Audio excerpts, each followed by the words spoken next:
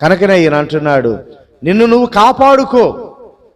ఆయన అంటున్నాడు, తన ప్రవర్తనను కనిపెట్టువాడు తన ప్రాణమును కాపాడుకొనును అంటాడు. దేవుని బిడ్డలారా, ఆయన అంటాడు, నీ ప్రవర్తన విషయంలో నువ్వు తొలగిపోయావు, తప్పిపోయావు అని అంటే దానికి దేవుడు ఉత్తరవాది కాలేడు. ఎందుకంటే ముందుగానే చెప్తున్నాడు ఆయన, నువ్వు తప్పిపోయావు అని అంటే నువ్వెవరవో తెలుసా?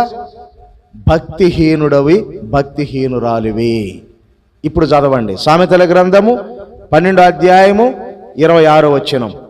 సామెతల గ్రంథం 12:26 రెండవ లైన్ చూసారా? భక్తిహీనుల ప్రవర్తన వారిని ఏం చేసిద్దంట? దారి తప్పించేసిద్ది. అంతే, దారి తప్పించిద్ది, దారి తప్పించును.